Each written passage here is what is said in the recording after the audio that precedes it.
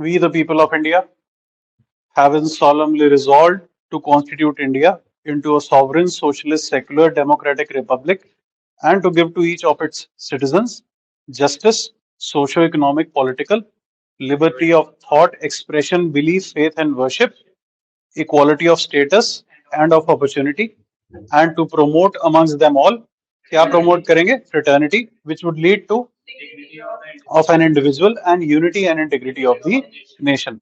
And on 26 November 1949, we give to ourselves, we adopt, enact and give to ourselves this constitution on this day. ठीक है ना? तो ये सारा आपका कॉन्स्टिट्यूशन है. Then we discussed the essence that चार चीजें जो कॉन्स्टिट्यूशन में से आपको मिल रही हैं. सबसे पहली चीज आपको मिल रही है the sovereign authority, we the people में. दूसरा आपको nature of polity, nature of state मिल रहा है. तीसरी चीज आपको जो कॉन्स्टिट्यूशन दे रहा है the AIIMS and aspirations for the people, by the people obviously, of the state. चौथी चीज आपको एनेक्टिंग क्लॉज मिल रहा है ना, कि किस या द एनेक्टिंग क्लॉज की कैसे आपने एनेक्ट किया, किस तारीख को एनेक्ट किया और किस किस ने ये चीज एनेक्ट करी. देन वी डिस्कस्ड, उसके बाद सॉवरेन हमने डिस्कस किया and we also discussed the limits to sovereignty in contemporary times. उसके बाद सॉवरेन सोशलिस्ट, सोशलिज्म का मतलब मैंने आपको बता दिया. नाउ द वर्ड सेक्युलर, ये भी वर्ड जो है 42nd कॉन्स्टिट्यूशनल अमेंडमेंट, संविधान को या संशोधन करके 1976 में और 42nd सीए के हिसाब से इंसर्ट किया गया. क्यों इंसर्ट करना था? ऑब्वियसली हमें कुछ चीजें दुनिया को दिखानी थी. क्या इनको इंसर्ट करना जरूरी था? सिंबलिज्म. देखो, ऐसा नहीं है कि इनसे पहले आपके देश में हाँ सेक्युलरिज्म नहीं था या इससे पहले आपका देश सोशलिस्ट नहीं था. आपके देश की नीतियां सेक्युलर भी थी, सोशलिस्ट भी थी. और अगर आप यूनिटी और इंटेग्रिटी एंड इंटेग्रिटी अगर वर्ड आप डाल देते हो तो ऐसा नहीं है कि उससे पहले खंडित हो गया था. अखंड भारत तो पहले से ही रहा था. एक भारत श्रेष्ठ भारत तो पहले से ही आपकी विजन थी और आपका सपना था. ये इनफैक्ट आप यही बोल दोगे कि हमने माउंटबेटन प्लान में ही ये क्लॉज डलवा दिया था कि प्रिंसली स्टेट्स को इंडिपेंडेंस ना मिले. एक सिंपल लॉजिक है. और प्रिंसली स्टेट्स को इंडिपेंडेंस ना मिले का मतलब क्या है? कि everything should be united. They should not have, मतलब we rejected the balkanization of the Indian polity during pre-independence times itself. We did not adhere to their plans or their motives of dividing India into its several nationalities on the lines of, let us say, Europe. Europe में there are small empires. You are Haryanvi, you have a separate country. You are Punjabi, you have a separate country. You are Hungarian, you are, है ना, तो her French, you every small component has a separate country. तो हमारे यहाँ ऐसा नहीं है. You are Italian, you have a separate country. हमारे यहाँ ऐसा नहीं है. हालांकि हमारे यहाँ ये पॉसिबल भी नहीं है. क्यों? क्योंकि कुछ लोग फिर दूसरे देश में माइनॉरिटी रह जाते. पंजाब में कुछ हरियाणा के माइनॉरिटी रह जाते, कुछ पहाड़ी माइनॉरिटी रह जाते, कुछ पंजाबी पहाड़ों में माइनॉरिटी रह जाते, ऊना साइड में और जलंधर के आसपास पठानकोट एरिया में मिक्स लोग हैं. फिर कुछ लोग माइनॉरिटी रह जाते हैं हर जगह. जिस तरह वहां पर भी स्विट्जरलैंड में स्विस कम है और बाकी जो आसपास के एरियाज में स्विट्जरलैंड को घेरा हुआ है वो लोग ज्यादा है. फ्रेंच ज्यादा है, जर्मन ज्यादा है, ऑस्ट्रियंस ज्यादा है. वहां पर स्विस की मेजोरिटी, ठीक है सारे स्विस बोलते हैं, लेकिन it is a mix bag of many ethnicities. उसी तरह फ्रांस में अगर आप देखें बहुत सारे जर्मन आपको दिखेंगे, जर्मनी में बहुत सारे फ्रेंच आपको दिखेंगे, बेल्जियंस आपको दिखेंगे, डच आपको दिखेंगे. तो जहां जहां से वो बाउंड्रीज जुड़ी हुई हैं वहां वहां से आपको कई कई सारे ऑस्ट्रियंस दिखेंगे. ऊपर ऊपर नॉर्थ ईस्ट में बर्लिन वाली एरिया, तो बहुत सारे आपको ऐसा मिक्सचर दिखेगा. देखो वहां पर चल क्यों गया? उनमें बहुत पहले से रेनासा वेनासा आ गया था. लड़े वो भी थे, लेकिन तुम में इतनी मैच्योरिटी अभी तक नहीं आई. तो 2023 आने को हो गया, अब भी, अब हाँ आगे आ ही गया, खैर है ना, पता नहीं आ ही गया. तो यहाँ पर भी तुम्हें, हाँ यहाँ पर भी तुम में अभी इतनी मैच्योरिटी नहीं है. तुम में वही, तुम्हें बातें, तुम अभी हरकतें वैसी ही कर रहे हो. पार्टीशन ऑफ बंगाल वाली हरकतें ही तुम कर रहे हो, है ना. 100 साल पुरानी है तुम्हारी सोच. पार्टीशन ऑफ बंगाल क्या, वो पशुपतिनाथ सील वाली कर रहे हो अभी तो तुम. हड़प्पा मोहनजोदारो वाली हरकतें ही कर रहे हो तुम। हवन कर रहे हो, पूजा कर रहे हो, यही सब चीजें कर रहे हो। आराधना, अर्चना, पूजा, कामना, ठीक है, यही सब चीजें तुम कर रहे हो। सेक्युलर की बात करते हैं। सेक्युलरिज्म, पहली बात तो वेस्टर्न कॉन्सेप्ट है। हमारे यहाँ हर में हमेशा से ही राजा जो है वो राजसूय यज्ञ वज्ञ टीका वीका लगाकर ही आते हैं। तो स्टेट और चर्च हमेशा से घुसा हुआ है एक दूसरे में हमारे यहाँ। अगर एंशियंट सोसाइटी में ही देखो तो पंडित हेल्प करा करते थे क्षत्रियों को to retain their and to maintain their authority, और वो उनको फिर बदले में लैंड ग्रांट्स वगैरह दिया करते थे। हाथी दिया करते थे, घोड़े, अशर्फियां, ये सब चीजें पंडितों को दे दिया करते थे। इससे ये दोनों किसका बनाया करते थे? ये इनका, बाकी जो कास्ट हैं उनको बेवकूफ बनाया करते थे, मूर्ख उनको बनाया करते थे। तुम क्या सोच रहे हो क्या बनाते थे? यही बनाते थे, समझे, ज्यादा मत सोचो। हाँ, तो यही है, इसीलिए वेस्टर्न कॉन्सेप्ट है। जहां पर एक बंदा था मैकियावेली, उसने पहले ही बोल दिया कि भैया प्रिंस जो है, जो राजा जो है, उसको यज्ञ वज्ञ से कुछ नहीं लेना। उसका प्राइम कर्तव्य उसका लैंड, उसका राज्य होना चाहिए। His state, his people, his authority, his rule, that should be the prime motive for a man. उसके बाद हॉब्स आया, उसने भी यही बोला। ये सब एथिक्स के थिंकर्स हैं जो आपने पढ़े हैं या पढ़ेंगे आप। हॉब्स ने भी यही चीज बोली कि भैया यही जो है स्टेट जो है सबसे बड़ी होती है। There can not be more than one sovereigns. या तो चर्च रहेगा या स्टेट रहेगी, और स्टेट ही रहेगी। चर्च अकेला नहीं संभाल सकता सारी चीजें। ठीक है, तो ये यूरोपियन नोशन था, मतलब there has to be a tight separation between the church and the state. Strict compartments में दोनों को बदले जाना चाहिए। ये वेस्टर्न नोशन है, इसीलिए इसको नेगेटिव नोशन भी बोल देते हैं सेक्युलरिज्म का। सारे इस चीज को ध्यान रखें। फीचर्स क्या है? Indian notion. इंडियन नोशन क्या है? एक मिक्स्ड चाहिए, वही Indian notion is a mixed model. Mixture क्या है? हमने अपने सरकमस्टांसिस के हिसाब से खुद को ढाल लिया है, इस कॉन्सेप्ट को मॉडिफाई कर दिया है। देखो, हमारे यहाँ क्या है, जो, हाँ, आधिकारिक जो धर्म है वो राज्य का कोई भी नहीं है। There is no official religion of Indian state, just as Nepal. Nepal का भी कोई अब ऑफिशियल रिलीजन नहीं है। इंडिया का कोई ऑफिशियल रिलीजन नहीं है। ईरान का ऑफिशियल रिलीजन इस्लाम है, इसीलिए वो इस्लामिक स्टेट है। तालिबान ने अफगानिस्तान को इस्लामिक स्टेट फिर से बना दिया। It was once secular under Hamid Karzai. तो ये फर्क है। Sri Lanka is Buddhist Sinhali state है, वहां पर भी है सेक्युलर, लेकिन ऑन ग्राउंड वही चीजें हैं, हिंदू मुस्लिम वहां भी चल रहा है। No strict separation. स्टेट का कोई ऑफिशियल रिलीजन भी नहीं है, लेकिन स्टेट धार्मिक भी है। कोई स्ट्रिक्ट सेपरेशन नहीं है। स्टेट हिंदी दिवाली भी मनाती है, स्टेट ईद भी मनाती है, स्टेट यीशु मसीह को भी हालेलुया भी मनाती है, स्टेट गुरुपुरब भी मनाती है। स्टेट स्टेट हर चीज मनाती है ना। बड़ा दीनी ईस्टर भी मनाती है, सब दिन मनाती है स्टेट। स्ट्रिक्ट सेपरेशन भी नहीं है। फिर इसका एक और मतलब है, स्टेट खुद हिंदू नहीं है, लेकिन अगर हिंदू टेम्पल्स में अनटचेबिलिटी प्रैक्टिस होगी, या हिंदू औरतों को सती कमिट करने पर धर्म विवश करेगा, तो स्टेट उसके खिलाफ भी जाएगा। उसी तरह मुसलमान औरतों को अगर गर्भगृह गृह में या दरगाह के अंदर एंट्री नहीं मिलेगी, शनि शिंगणापुर टेम्पल में या साबरीमाला टेम्पल में अगर औरतों को एंट्री नहीं मिलेगी, तो स्टेट उसमें इंटरफेयर भी करेगा। ठीक है ना। तो ये भी है, स्ट्रिक्ट सेपरेशन नहीं है। अगर ट्रिपल तलाक जबरदस्ती उन पर इस्लाम थोपेगा तो वो भी। इनहेरिटेंस राइट्स भी रोज क्या कर रहे हैं, बदल रहे हैं। सुप्रीम कोर्ट रोज औरतों को नई राइट्स दे रहे हैं। तो हाँ, तीसरी चीज, लेकिन कोई एफिनिटी और बायस भी नहीं है। हमारा किसी एक प्रति, धर्म के प्रति कोई रुझान भी नहीं है। हम ऐसा नहीं कह सकते कि हम हिंदुओं को ज्यादा पसंद करते हैं या सिखों को या मुसलमानों को, ऐसा बिल्कुल भी नहीं है। ग्राउंड पर क्या है मुझे नहीं पता, ये आप ज्यादा जानते हैं। तो is there endorsement of any particular religion? नहीं, हम किसी एक पर्टिकुलर मजहब को या धर्म को हम एंडोर्स भी नहीं करते। उसका झंडा या उसका वो रंग का झंडा भी हम नहीं फहराते। हम किसी एक पर्टिकुलर या रिलीजन को हमने कभी ग्लोरीफाई नहीं किया। ठीक है।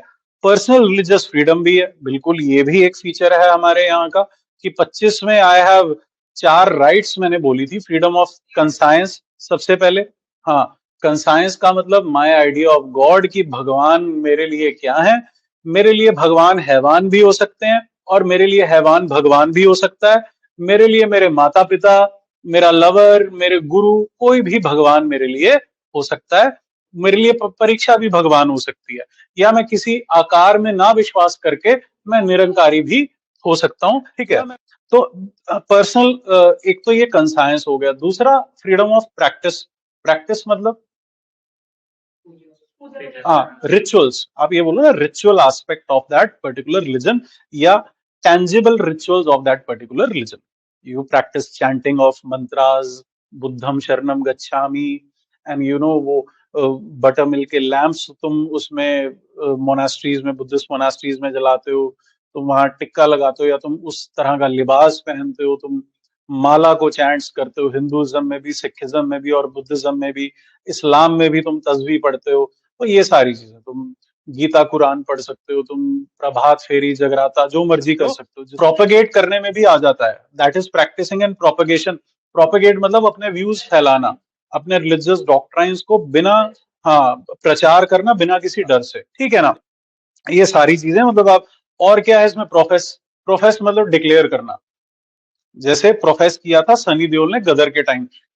गदर गदर के टाइम सनी देओल ने ये जो, हाँ, सनी देओल ने प्रोफेस ही किया था वहां पाकिस्तान जाकर कि मुझे इस्लाम कबूल है, when he change his religion, है ना। अशरफ अली के सामने, मौलाना और अशरफ अली और उन सब, वो हैंडपंप वाले सीन में ही प्रोफेस्ड, मतलब he fearlessly declared that this is my religion. मतलब आपको डर ना लगे, यू नो। एक और है, मैंने एक और देखा है, I will tell you a reality. मेरा एक फ्रेंड था, कोटा में हमने आईआईटी की तैयारी एक साथ करी थी। उसका इनफैक्ट बेटर रैंक था मेरे से, वो क्लियर कर गया था, मतलब उसको बेटर आईआईटी मिला था। उसने वो आईआईटी की स्ट्रीम रिटेन करी थी। I had to leave it because ISM Dhanbad was not my cup of tea. So in that case what happened was, उसने अपना नाम शोएब गुप्ता रखा हुआ था। ही वाज अ गुप्ता, लेकिन उसका नाम शोएब था।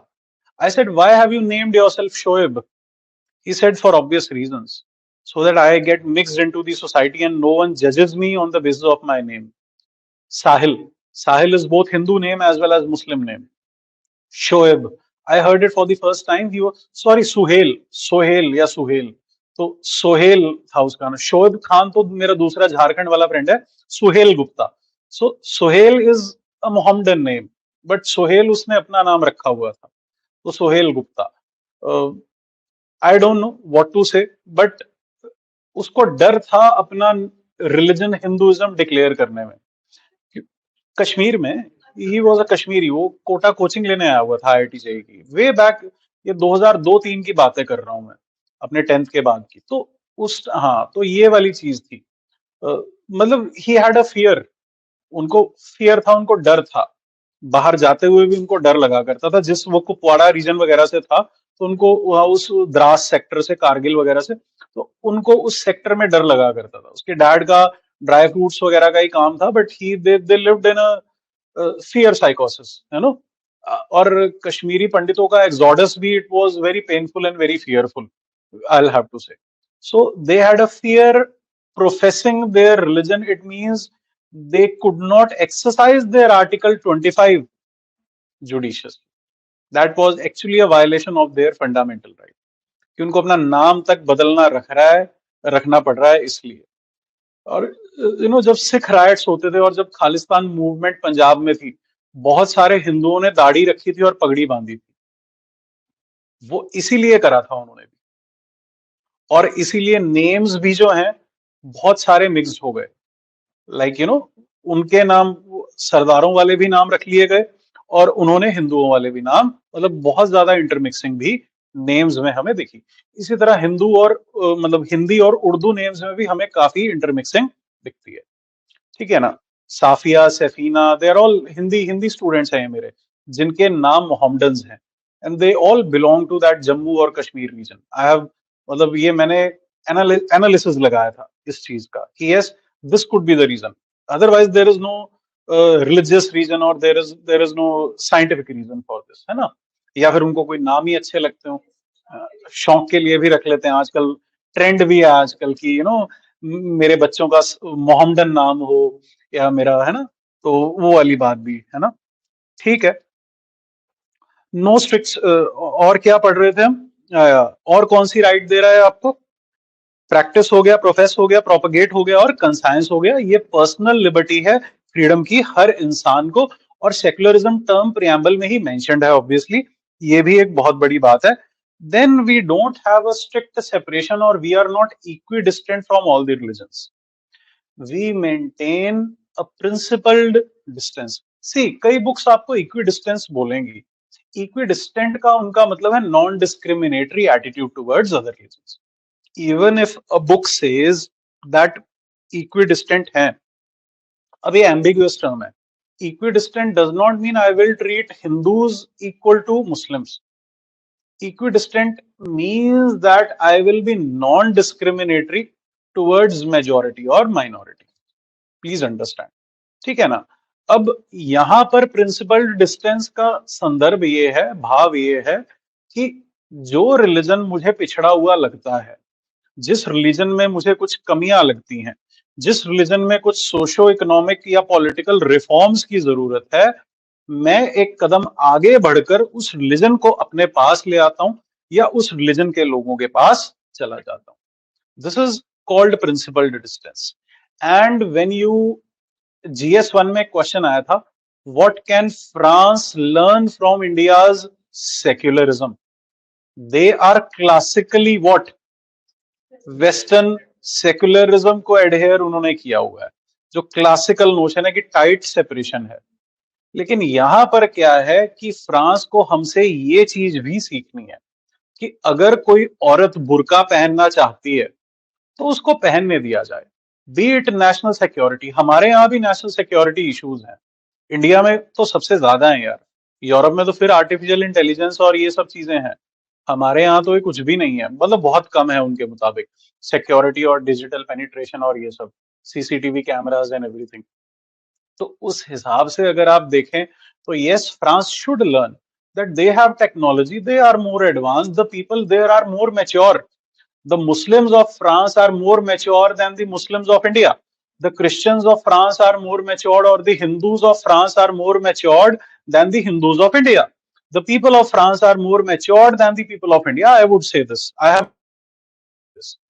तो उनको ये चीज सोचनी चाहिए कि जब हम उतने ज्यादा एडवांस नहीं है साइंटिफिकली और वैसे भी, हम अगर इतना ओपनली अपनी माइनॉरिटीज को उनका रिलीजन एक्सप्रेस करने दे सकते हैं, तो उस जैसे इतने पावरफुल स्टेट इंस्टीट्यूशन, इतने पावरफुल कंट्री को और इतने मैच्योर्ड समझदार कंट्री को क्या प्रॉब्लम है?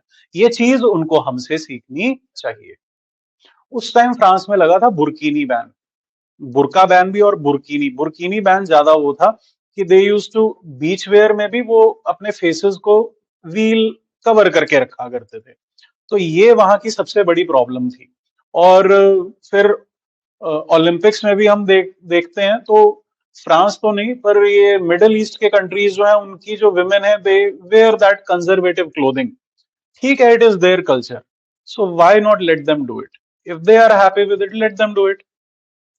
रिफॉर्म्स आने होंगे तो अब ईरान में रिफॉर्म्स तो ईरानियंस ही लाएंगे ना, हिंदुस्तानी थोड़ी ईरान ईरान में रिफॉर्म्स लाएंगे. हाँ, हम सिखा सकते हैं उनको, या वो हम सिखाएं भी क्या, वो खुद सीख सकता है हमसे. अब अगर लेटर लिखें मोदी जी, जैसे गांधी ने हिटलर को लेटर लिखा था, तो ठीक है, हमें कोई दिक्कत नहीं है. यही यूपीएससी ने पूछा था कि हम क्या सिखा सकते हैं उनको. हम ये चीज सिखा सकते हैं कि टाइट कंपार्टमेंटलाइज मत करो, आप लिबरल बने, आप उनको उनका आर्टिकल 25 दे दें. जिस तरह से वो किरपान कैरी करना सिखों का है ना, इट इज पब्लिक प्लेसेस पर भी कर रहे हैं, so it is allowed in India. But carrying it in China, it is as good as a knife. वहां पर क्योंकि लोन वुल्फ अटैक्स हो रहे हैं जिंगजियांग रीजन में, they are carrying knives. So these are the differences which we have to consider. ठीक है, और कोई खास बात नहीं है. हाँ, प्रिंसिपल. फिर then it is criticised as procedural. Now वही प्रोसीजरल और सब्सटेंसिव, ये हर चीज में आप लिख सकते हो. प्रोसीजरल का मतलब क्या है? ऑन पेपर, कि ऑन पेपर आप बड़ी बड़ी बातें कर लो, आप फ्रांस को भी सिखा दो पर ऑन पेपर. आर्टिकल 25 सिखा दो फ्रांस को ऑन पेपर. हाँ, लेकिन सब्सटेंस क्या है कि देखो, एक छोटे से स्कूल के बच्चे को अपना नाम हिंदू नाम से सोहेल रखना पड़ रहा है. क्यों रखना पड़ रहा है? ताकि कोई उसको अगवा ना या सिंगल आउट करके बस में से गोली ना मार दे कि ये काफिरों की औलाद है, ये हिंदुओं की औलाद है, ये सरदारों का लड़का है, या मुसलमानों का लड़का है. सो this is not substantive. Ground level पर द एसेंस और the spirit of this religious freedom is missing here. Similarly आप देखते हैं उसमें साचर कमेटी रिपोर्ट को मैंने कोट करवाया होगा जरूर, उसमें भी उन्होंने बोला कि जो सोशियो इकोनॉमिक कंडीशंस हैं मुसलमानों की और कास्ट की, वो वीक हैं, बहुत ज्यादा वीक हैं उनकी condition. Sachar committee specifically for Muslims. और एनसीआरबी रिपोर्ट को मैंने कोट करवाया होगा कि प्रिजनर अंडर ट्रायल्स जो हैं वो मैक्सिमम एक पर्टिकुलर या मुस्लिम्स भी हैं, उनमें फिर और पिछड़े वर्ग भी हैं, दलित्स भी हैं, एससीज भी हैं, इलिटरेट्स भी हैं, अनएजुकेटेड भी हैं, जिनको अपनी राइट्स के बारे में नहीं पता, फिर इकोनॉमिकली वीकर सेक्शंस वाले लोग भी हैं उनमें। This is why you justify the EWS reservation today, that those people are actually backward, be it from the Brahmin cadre or be it from any higher caste, so-called higher caste, from any religion. Those people are backward. उनको अपनी rights भी, हाँ, अपना bell तक bond वो furnish नहीं कर सकते कोर्ट्स में। ये उनकी सारी प्रॉब्लम्स हैं। हैं जी, क्या लिखोगे? क्या लिखोगे वही पूछ रहा हूँ, कैसे लिखोगे?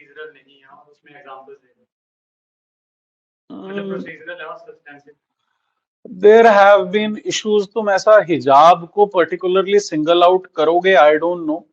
तुम ऐसा लिख सकते हो, there have been issues, religious issues या communal issues with wearing of scarfs by, या बस wearing by school dresses by various communities. आप ऐसा लिखो उसको ना, हिजाब को मत लिखो।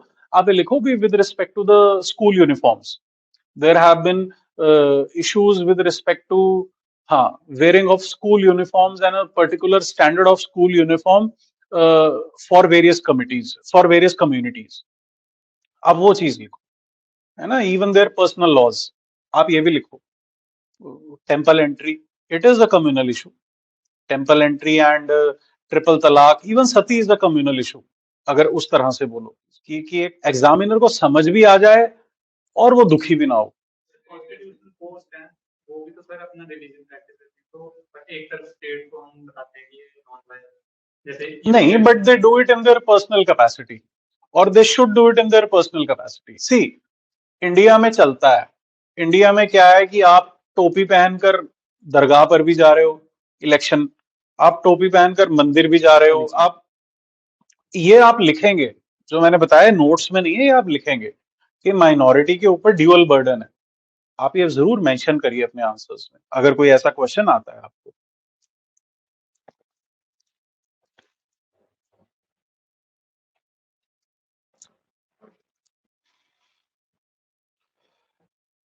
फिर कुछ केसेस मैंने बताए होंगे, Aruna Rao versus union of India की इंडियन सेक्युलरिज्म पॉजिटिव है, नेगेटिव नहीं समझना। वेस्टर्न वाला क्या है?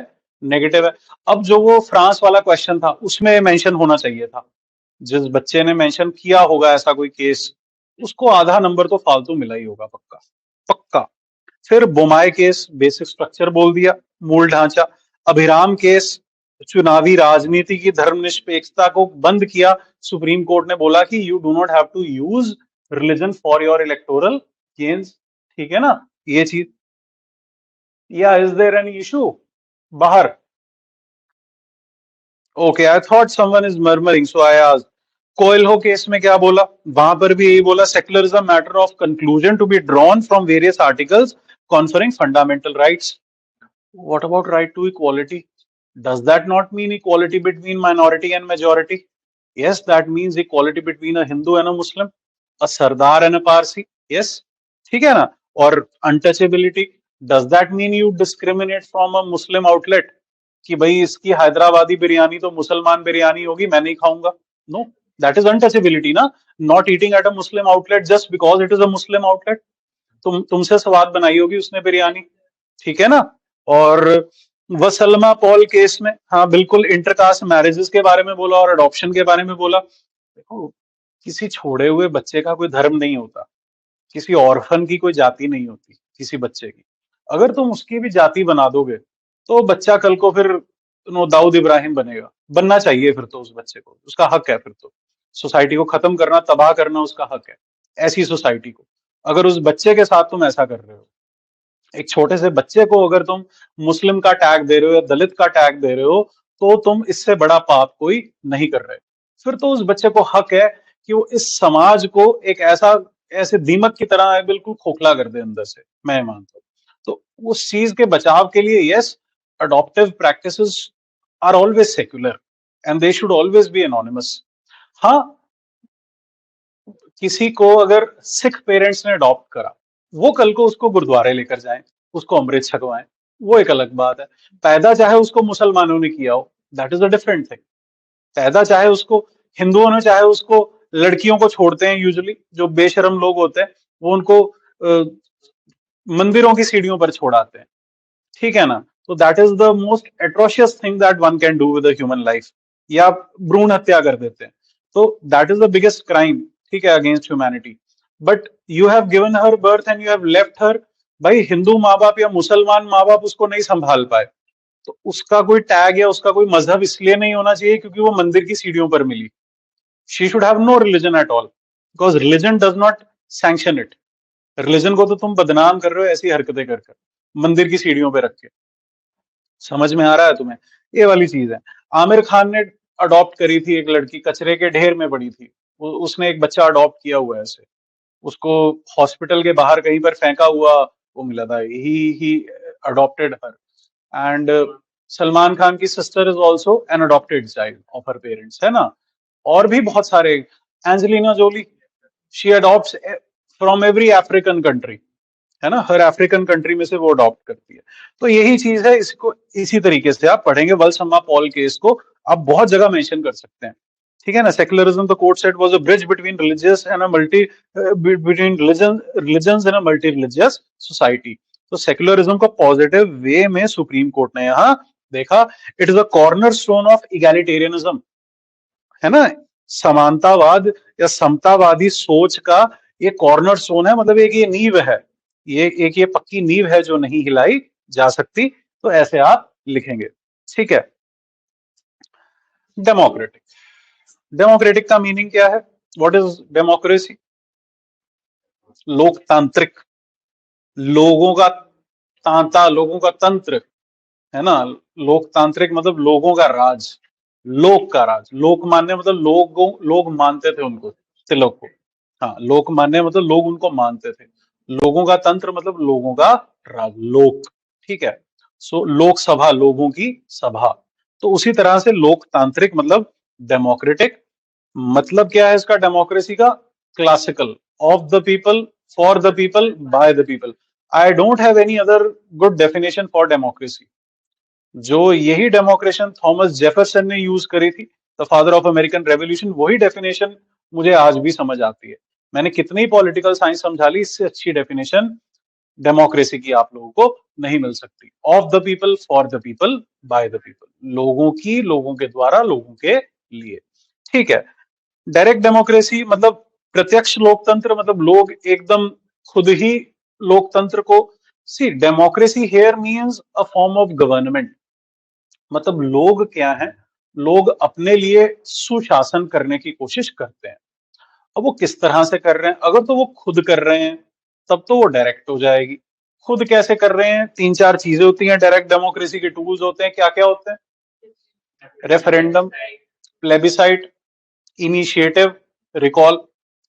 पहले तो इनिशिएटिव होता है। इनिशिएट करना मतलब शुरुआत करना। अगर किसी चीज की शुरुआत ही लोगों से हो, दैट इज एन इनिशिएटिव।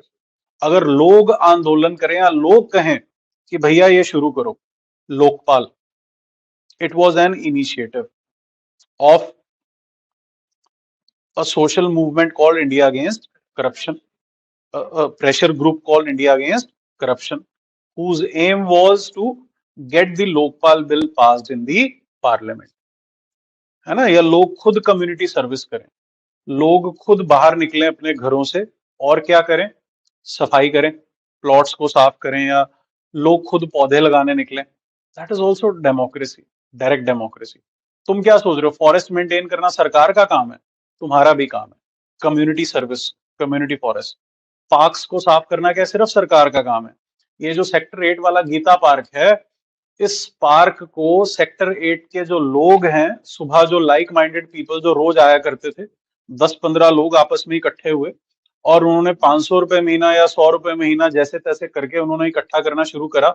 उन्होंने एक माली को हायर करा और ईंटें लगवाई, क्यारियां बनवाई, क्यारियों की बाउंड्रीज बनवाई ताकि लोग उनको स्टेप ना करें, उनमें पानी की प्रोविजन करवाई, पाइप्स लगवाई, एक ऐसा कैनाल सिस्टम बनाया जो एक टूटी खोलकर सारे ग्राउंड में पानी चला जाए, पेंट करवाई उसकी दीवारें, और एक पानी पीने की टैंकी भी रखवाई, वाटर कूलर रखवाया गर्मियों के लिए, और एक वो शेल्टर जो थी उसके वो ठीक करवाया शेड, ताकि लोग वहां बैठ भी सकें, झूले ठीक करवाए, वेल्डिंग करवाई, पींग वींग में संगल नहीं डलवाई ताकि वो गिर ना जाए पुरानी संगल से कोई बैठे, कोई कोई आंटी झूला झूले और धड़ाम खड्डा ही कर दे, ऐसा भी ना हो। See I am not body shaming anyone, मतलब गिरने से कुछ तो दरार आएगी ना, ये जोशी मठ बनने से बन जाए कभी तुम्हारा, है ना, अगर जोर जोर से कोई पींग ले तो ऐसा। तो उन्होंने ये क्या, this is direct democracy, this is a public good, but people are themselves maintaining it. तो खुद लोगों ने डिसीजन इनिशिएट किया। इनिशिएटिव मतलब when people initiate a law, when people propose a law themselves. Referendum क्या होता है, उसके बाद होता है।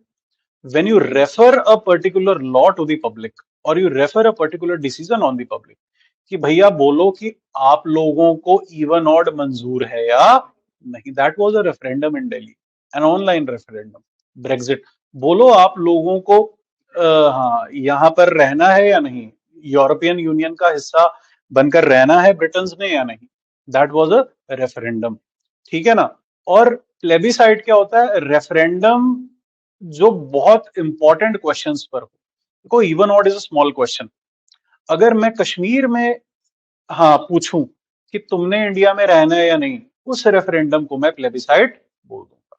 सिर्फ इतना सा फर्क होगा, और कोई फर्क नहीं। एक ही चीज होती है, लोग खुद वोट करते हैं किसी डिसीजन पर। This is the difference between a referendum and a plebiscite. Sovereignty issues, citizenship issues, identity issues, इन सब चीज, हाँ ये सब चीजों पर होता है। टेरिटोरियल इश्यूज, इन सब चीजों पर प्लेबिसाइड होता है। दूसरा क्या था, चौथा रिकॉल। रिकॉल मतलब यही है कि आप लोगों ने, हाँ आप लोगों ने अपना नेता चुन लिया, पर आप उसको बाहर बुलाना चाहते हैं, आपको उसका शासन 6 महीने का ठीक नहीं लगा, आपको या वो करप्शन कर रहा था या वो तानाशाह था, तो आपने उसको वापस बुला लिया। ये प्रोविजंस होती हैं डायरेक्ट डेमोक्रेसी की। ठीक है, और क्या टाइप होती है डायरेक्ट के बाद, इनडायरेक्ट जो आपकी है बाद में समझेंगे। प्रोसीजरल, प्रोसीजरल मतलब देखो वही कि यार democracy has been reduced to a number game. Democracy में मतलब majority wins, minority loses obviously.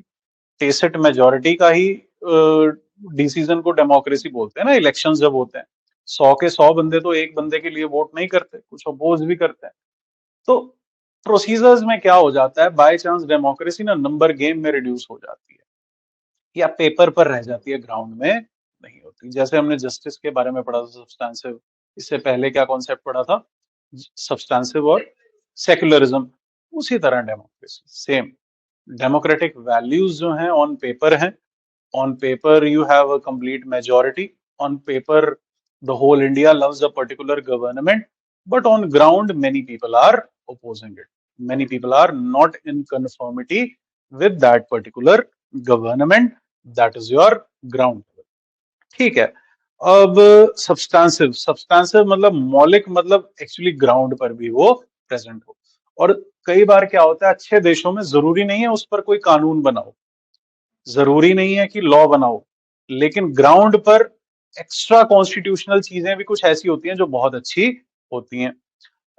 मैं एग्जांपल हमेशा दिया करता हूं सिंगापुर का, दैट सिंगापुरियंस, वहां पर लॉ एंड ऑर्डर सिचुएशन इतनी अच्छी है, वहां पर पुलिस की कम से कम जरूरत पड़ती है, वहां पर लोग वॉलंटेरिली क्या करते हैं, लॉज को ओबे करते हैं, लॉज को ओबे करते हैं। और वहां पर ग्राउंड लेवल पर लोग एक दूसरे को रिस्पेक्ट करते हैं, ग्राउंड लेवल पर मेजॉरिटी माइनॉरिटी फियर में नहीं रहती। हर इंसान जो वहां का सिटीजन है उसको इक्वल राइट्स हैं, और उसकी इक्वल राइट्स को रिस्पेक्ट भी किया जाता है, irrespective of his or her ethnicity. वहां आपको बहुत सारे तमिलियंस भी मिलेंगे, वो श्रीलंकन्स भी होंगे और इंडियंस भी होंगे, श्रीलंका और सिन्हलीज भी होंगे। अब श्रीलंका में रहते तो वही दोनों बंदे लड़ते, लेकिन वहां बंदे बने पड़े हैं। सिमिलरली हिंदू भी मिलेंगे, पाकिस्तानी भी मिलेंगे और मुस्लिम्स भी मिलेंगे, आपको सब मिलेंगे वहां। वहां पर लेकिन सिंगापुर में बंदे बने हुए हैं। थाई मिलेंगे आपको, चाइनीज मिलेंगे आपको, फिलिपिनो मिलेंगे आपको, वियतनीज मिलेंगे आपको, सारा सारा। Singapore is very very cosmopolitan. मतलब हर घर एक दूसरे नेशनैलिटी का बंदा है। वहां पर कोई कम्युनिटी सिस्टम नहीं है। कुछ है गेटोज वहां पर भी हैं, लेकिन इतना नहीं है। मलेशिया में तो बहुत ज्यादा है, जैसे पोलराइजेशन है। कोलालमपुर भी है, लेकिन वहां पर you will find the burqa wearing, the burqa wielding या the orthodox Muslims in a separate community, and the lesser believers or the non-believers in a separate community. Tamilians are separate and migrants are separate. सारे वहां अलग अलग तरीके से हैं. But Singapore is much more democratic in essence, in substance, in spirit, not just on paper. समझ में आया? तो ये चीज है. नेपाल है, अभी ताजा ताजा हिंदू हिंदू से सेकुलर बना है, लेकिन वहां पर अभी एसेंस नहीं है. वहां पर Hinduism is very very crude, Orthodox पूरा, मतलब बहुत वहां पर आज भी हिंदू विधवा को बहुत गलत तरीके से ट्रीट किया जाता है. आज भी जो हिंदू विधवा है, जो नेपालीज हिंदू विधवा है, नेपाल की जो हिंदू विधवा है, उसको आज भी ऑर्थोडॉक्स सोसाइटीज में बहुत, आई वुड नॉट से अच्छे तरीके से ट्रीट किया जाता है. आज उसका मुंडन होता है, उसके बाल काटे जाते हैं, बहुत तरीके के सोशल नॉर्म्स से उसको गुजरना पड़ता है. उसकी परेड होती है पूरी सोसाइटी में और people cry and what not. It is very painful to see that. ठीक है. फिर होती है, हाँ, डायरेक्ट डेमोक्रेसी टूल्स मैंने बता दिया, पार्टिसिपेटिव एंड डेलिब्रेटिव. देखो ये दोनों एसेंस में सेम ही है. इसका मकसद यही होता है कि जो लोग हैं वो क्या करें, वो पार्टिसिपेट करें, उनका शासन प्रक्रिया में उनका कुछ योगदान रहे. किस एक्सटेंट तक रहे डेलिब्रेटिव में? Deliberative in a sense means that you have to deliberate, मतलब कोई भी डिसीजन सहमति से मिलना चाहिए, कंसेंसस से मिलना चाहिए. और even deliberative. It is also participative because ultimately you took to the vote and you gave the decision and that decision went in your favor. So that was both a participative and a deliberative aspect. कई aspect सिर्फ और सिर्फ deliberative होते हैं, participative नहीं होते. कैसे?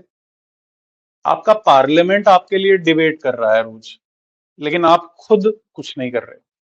That remains only deliberative to an extent, but that is not participative because you are not participating. Your representatives are doing it for you. ये एसेंस थोड़ा सा फर्क आ जाता है, बाकी सेम है. ठीक है ना? इंडियन मॉडल क्या है? रिप्रेजेंटेटिव. इंडियन मॉडल क्या है? इनडायरेक्ट. पॉपुलर सॉवरेनिटी पर बेस्ड है, वी द पीपल पर. Parliamentary democracy. Now what is parliamentary democracy? Parliamentary democracy is means that democracy is a form of government. In your case, democracy comes out of parliament. In American case, democracy does not come out of their Senate or their lower or upper house or their parliament. There, the law making body is different. The law executing body is different. But in your case, the law making body chooses some people from amongst itself, which is a law executing body या law implementing body as well. समझ में आया? तो आपके यहाँ शुरुआत कहां से होती है प्रोसेस की? Free and fair elections. Free and fair elections हुए. आप लोगों ने पीएम को नहीं चुना. अभी आप लोगों ने गवर्नमेंट को नहीं चुनते. आप अपने एरिया के लोकल विधायक को चुनते हो बेस्ड अपॉन हिज और हर और your political inclination, on his manifesto, on his agenda, on his cast, on his identity. आप इस तरह से अपने बंदे को चुन लेते हो. कोई बुराई नहीं है, आप चुनते हो. अब इसी तरह हर इंसान अपने एरिया में से अपने बंदे को चुनता है. 550 ऐसे हिंदुस्तान में एरियाज हैं जिनमें हम आवंटन, अभी 543 हैं, वो डिपेंड करता है. तो अभी 500 लगाओ आप. 500 ऐसे एरियाज हैं कि उन एरियाज में से हम अपने अपने, हर हिंदुस्तानी अपने अपने बंदे को चुन लेता है. वो 500 बंदे फिर एक जगह इकट्ठे होते हैं. अब उन 500 बंदों में कोई एक राजनीतिक दल का है, कोई दूसरे राजनीतिक दल का है। जो सबसे ज्यादा हाँ एक साथ वाले राजनीतिक दल के हुए, सिमिलर पॉलिटिकल इंक्लिनेशन के लिए हुए, वो बंदे लाइक माइंडेड होंगे, जाहिर सी बात है। तो वो लोग संसद में इकट्ठे होते हैं, और जो तुम्हारे देश का या तुम्हारे राज्य का मुखिया होता है, प्रेसिडेंट या फिर गवर्नर, वो उन जो मेजोरिटी में, जो बहुमत में आए होते हैं, उस एक राजनीतिक सोच और दल के बंदे, वो उनको न्योता देता है कि आप लोग क्या करो, आप लोग अपने इन 200-300 बंदों में से अपनी सरकार को बनाओ। आप अपना एक मुखिया चुनो, जिसको हम पीएम का किरदार निभाने को देंगे, और उसके साथ 70-75 ऐसे बंदे चुन लो जिनको हम यूनियन काउंसिल ऑफ मिनिस्टर्स बना देंगे। ये प्रोसेस होता है। इसका मतलब जो आप लोगों ने, सबने जो 500 बंदे चुने, उन 500 बंदों के अंदर से ही जो ये सरकारी 50 बंदे हैं, ये बाहर निकल रहे हैं।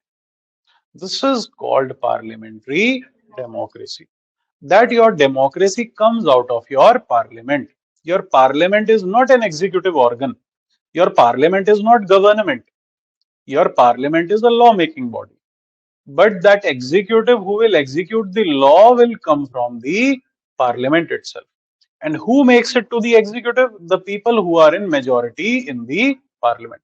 Matlab, it is also believed that those people who are in the majority in the parliament can make the business of parliament work if put to vote.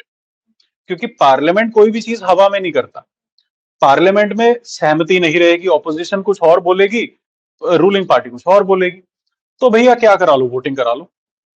अगर तुम्हारे यहां भी कंसेंसस ना हो तो मैं क्या कहूंगा, करो वोटिंग। तो वोटिंग में जो बंदे जीतेंगे, वो बंदे, उनके हिसाब से काम होगा। ठीक है, यही प्रजातंत्र होता है। तो पार्लियामेंट में भी अगर दो पार्टियां हैं, आपस में सहमति नहीं है, तो हम सिर्फ ये देख लेंगे कि किसकी न्यूमेरिकल स्ट्रेंथ ज्यादा है। अगर वो 250 का आंकड़ा पार कर लेती है, मतलब कोई भी बिल अगर पारित होगा, तो उसको पास करवाने में वो पार्टी हमेशा समर्थ रहेगी।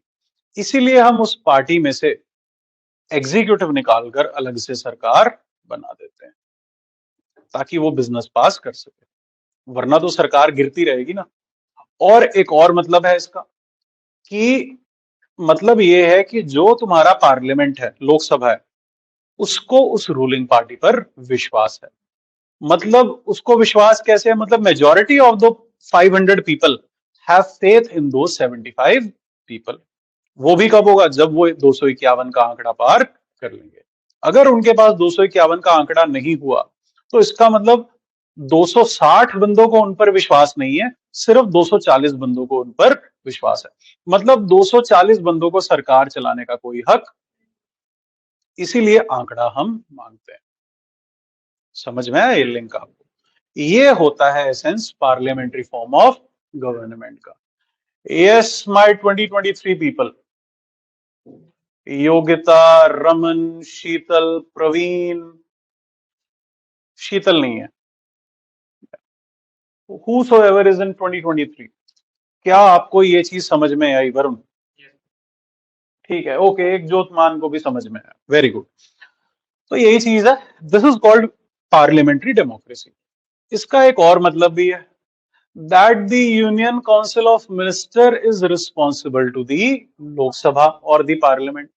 इसका मतलब ये है कि वो जिम्मेदार है पार्लियामेंट को।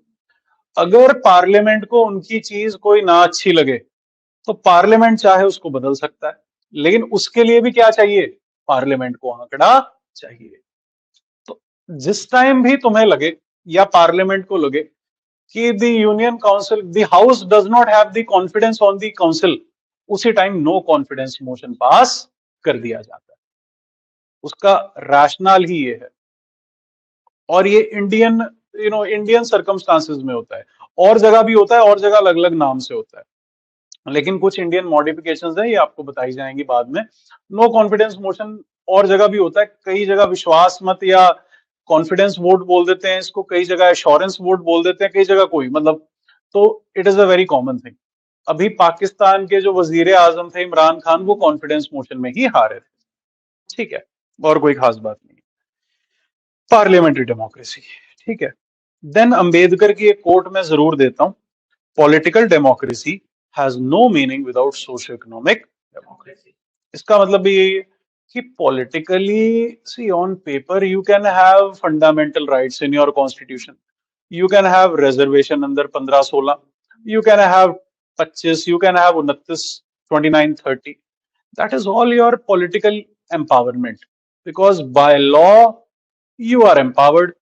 The law of the land, that is the constitution of India, empowers you to do whatever you want to, जो जो सब कर रहे हैं. But on ground you are poor, you are a criminal, you are backward, you are ill, you are hungry, you are illiterate, you are uneducated, you are in the jail, you are rotting there, all that. There is violence against you. ठीक है. So political democracy has no meaning without socio-economic democracy. तुम 1947 में आजाद हुए और तुम एक Republic बन गए 1950 में. राष्ट्रवाद एक एसेंस तुम्हें आ गया उसका कि अब तुम डोमिनियन नहीं रहे अंग्रेजों के, अब तुम खुद का शासक तुम्हारा हर साल, हर 5 साल बाद बदला करेगा लोगों की रजामंदी के हिसाब से. ये चीज तुम्हें पता लग गई. अब इसमें क्या है, लेकिन अंबेडकर ने आजाद होते ही बोल दिया था कि we are entering an age of contradictions. Contradictions की एक एज में हम लोग एंटर कर रहे हैं. That we are all equal in the constitution but we are not all equal in the hearts. आज भी जो गरीब बंदा है मेरे दफ्तर में चप्पल उतार कर आता है, आज भी अगर दलित अपने हाथ से मुझे पानी पिलाता है तो मैं नहीं पीता. आज भी मैं हैदराबादी बिरयानी या शामा चिकन सेंटर से मैं नहीं खाऊंगा, बिकॉज जो शामा ही होता है ना यूजुअली उनका, या करीम चिकन सेंटर से मैं नहीं खाऊंगा. वाई? बिकॉज वो मुसलमान है. पंडित चिकन सेंटर होगा तो आई लीट, पंडित भोजनालय से आई लीट. वो चिकन नहीं बनाएगा बट बना भी देता है, खा तो लेगा ही, अगर नहीं बनाएगा खा भी लेते हैं. या कोई जैन स्वीट कॉर्नर से I eat, but I will not eat from that chicken centre, है ना. तो all those things. In my heart, I am not equal. In my heart, I am a Bengali. In my heart, I am a Tamilian. In my heart, I am a Punjabi. In my heart, you are a Bihari. है ना. तो ये वाली बात है. तो we are not equal on the ground. यही अम्बेडकर इसलिए रोया करता. फिर democracy conceived in merely political terms meant the right of every citizen to freely vote at periodic elections. तो रूसो की वो स्टेट, बिल्कुल, कि आप, हाँ, कि आप 5 साल में एक बार, हाँ, 5 साल में आप एक बार फ्रीडम पाते हो. जब नेताजी 5 साल में एक बार तुम्हारे चौखट पर आते हैं और वोट मांगते हैं. इंडियन मॉडल, अब यहां पर भी मिलावट. इंडियन मॉडल में यहां पर भी, ये तो मैं करवा चुका है ना इंडियन मॉडल में. ओके, मैं पीछे फिर रहा हूँ. इंडियन मॉडल तो मैं करवा चुका. या फिर, हाँ, Mohanlal versus DM Raebareli. The basic principle of democracy in a society is governed by the rule of law, is not only to respect the will of majority but also to prevent the dictatorship of majority. आतंक जो है बहुसंख्यावाद का या majoritarianism का, वो मुझे बचाना है. It should not be tyranny of the majority, as J.S. Mill said. J.S. Mill एक ऐसे थिंकर थे, ठीक है, उन्होंने ऐसा बोला था कि democracy should not be turned or perverted to the tyranny of majority. बहुसंख्यावाद नहीं. लिख लो ना ये कोट भैया. भूगोल तुम्हारे लिए बोल रहा हूं मैं, उनको तो लिखवाई हुई है मैंने 10 बार. कौन लिख रहा है तुम्हारे लिए? पीए रखा हुआ है क्या तुमने यहां पर? वो लिख रहा है. लिखो. मतलब अंदर हाथ डालकर बैठे हैं कि ठंड ना लगे हमें. अंगीठी बलवा दूं यहां? लिखो इसको. जेएस मिल की कोट लिखो, एथिक्स में भी यूज करना, है ना. सब्सटेंसिव डेमोक्रेसी के बारे में उन्होंने लिखा था, या मेजोरिटी माइनॉरिटी क्राइसिस के बारे में यूज करो इस चीज को, कि it should not be perverted to the tyranny of majority. फिर एडीआर केस में, association of democratic reforms versus, इनके बहुत सारे केसेस आपको इस चीज के बारे में मिलेंगे. मैं हमेशा इस एनजीओ की और इस थिंक टैंक का तारीफ करता हूं मैं इनकी। A successful democracy posits an aware citizenry, जागरूक या सक्रिय नागरिक। ठीक है, democracy cannot survive, the court said, without free and fair elections, without free and fairly informed voters. Now, coercive voting or fundamental duty to vote. Should it be kept a moral duty to vote or a fundamental duty to vote? Moral. Okay. Coercive voting आपके हिसाब से नहीं होनी चाहिए, क्यों नहीं होनी चाहिए?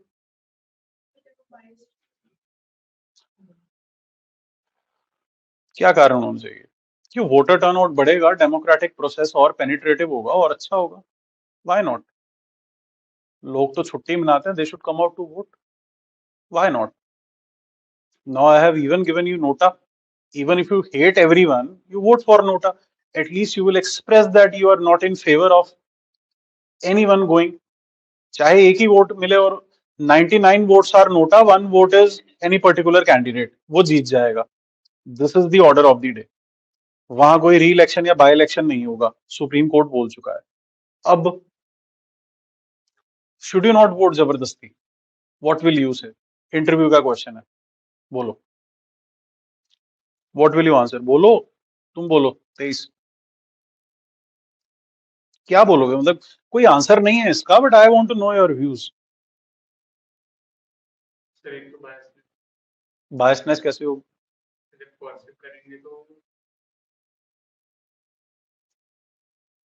कौन कोर्स करेगा? बीजेपी तो करेगी नहीं। It would be the prerogative of the election commission and that is an autonomous body. How can you say biasness रहेगी?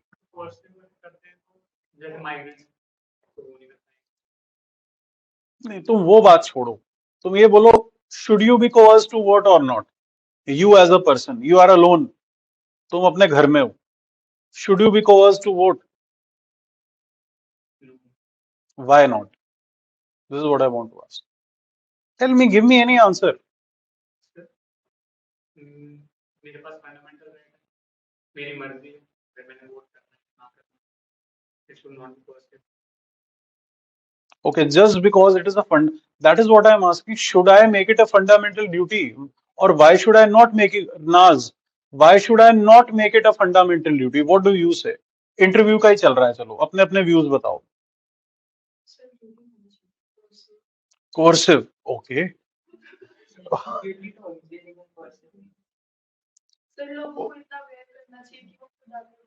Yes, this is what I wanted to hear. कि make conditions apt for them that they can easily exercise their free will. Don't make it, देखो please understand, this is a wonderful answer. आप लोगों को कोई भी चीज ना जबरदस्ती कभी नहीं करवानी चाहिए। उसमें एक साइकोलॉजी में एक नेगेटिव इम्पैक्ट जाता है लोगों के माइंडसेट पर। आप ये बताओगे, आप एग्जामिनर को इंटरव्यू में बोलोगे कि सर साइकोलॉजिकली कुछ भी चीज अगर मुझसे फोर्सफुली करवाई जाए तो मुझे फ्री होने का एसेंस नहीं रहेगा। I would not have a good feeling that I reluctantly went to vote, and मेरा अंदर से विश्वास उठ जाएगा। So I would vote not in letter and spirit. मतलब माई बॉडी इज देयर, जैसे कहते हैं ना, you are physically here but mentally elsewhere. So physically I would go there and press a button, but mentally I would not be, I would be reluctantly doing it. It is against the basic human freedom. You will say this. But then, yes, हमें stakes थोड़े से high कर देने चाहिए कि जो लोग या फिर अगर हम कल को रिकॉल करते हैं तो राइट टू रिकॉल सिर्फ उन्हीं को मिले जिन्होंने वोट किया है। अगर तुम्हें कोई डिसीजन मेकिंग प्रोसेस का पार्ट इन फ्यूचर में सरकार बनाना चाहती है, then you should have voted in a particular election of your area. कल को अगर इवन ऑड है तो जिसने दिल्ली सरकार के लिए वोट किया या उस दिल्ली इलेक्शंस में वोट किया, सिर्फ उन्हीं को हक होना चाहिए था कि वो इवन ऑड के लिए वोटिंग कर सकते हैं। तुम वो चीजें, make the stakes high and make it more lucrative. 4-4 5-5 घंटे की लाइनें लगा रहे हो, बूढ़े परेशान, औरतें परेशान, बच्चे परेशान, और फिर वीआईपी ट्रीटमेंट कईयों को मिल रहा है, कईयों को नहीं मिल रहा लाइंस में लगने के लिए, है ना। तुम अमेरिका की तरह इलेक्शंस को बनाओ कि ओबामा को भी लाइन में खड़े होकर इलेक्शन वो वोट करनी पड़े अपने लिए, तो ऐसी चीज बनाओ तुम। और फिर मेक द इलेक्टोरल प्रोसेस वर्दी, you know, criminalisation of elections खत्म करो, मनी पावर इलेक्शंस में खत्म करो। अब एक अर्बन बंदा वोट क्यों नहीं करता? उसको लगता है कि यार सबको पैसे देकर बुलाया होगा, या बन तो गुंडे मवाली रहे हैं। तो make people come out of your homes कि कुछ अच्छा हो रहा है, हम इसलिए जा रहे हैं। अगर लोगों को पता होगा कि मैच फिक्स्ड है, क्या वो देखने जाएंगे? क्राउड तब भरेगा अगर बीसीसीआई या ICC free and fair matches करवाएगा। ये बोलो चीज। People, spectators go to. एक और चीज बता दूं, सिनेमा हॉल में क्या होते हैं? ऑडियंस होती है, और क्रिकेट ग्राउंड में वही लोग स्पेक्टेटर्स कहलाते हैं इंग्लिश में। आजकल मैं इंग्लिश भी पढ़ा रहा हूँ, कईयों को बंदा बना रहा हूँ आजकल मैं। ठीक है। हाँ। तो, तो बेसिकली आप ये भी बोलो उसको कि सर अगर स्पेक्टेटर्स जो हैं हमारे, अगर उनको लगेगा कि गेम इंटरेस्टिंग है और गेम फेयर है, स्पिरिट ऑफ द गेम अच्छा है, तब वो वहां देखने जाएंगे। अगर फिक्सिंग होगी तो वो लोग नहीं जाएंगे। सिमिलरली ह्यूमन साइकोलॉजी वर्क्स है। अगर इलेक्शंस आपके फ्री एंड फेयर होंगे सर, तब लोग जाएंगे वहां पर। सरकार तो दे रही है, सरकार फ्री ट्रांसपोर्ट दे रही है, पब्लिक हॉलिडे कर रही है कि आप लोग जाओ, आप फिर भी नहीं जाते बिकॉज यू डोंट बिलीव। जाती सिर्फ आम जनता है, आम आदमी, गरीब से गरीब। Only the masses go to vote, the elites do not go to vote. समझ में आ रहा है? The upper middle class also does not vote in India. It is only the lower middle and the poorest income groups, they go and vote. ठीक है? तो ये चीज आप वहां लिखोगे। Okay, there is a view point sir, because people still are not willing to vote by heart, they think their vote will have no impact और change. हाँ, बिल्कुल।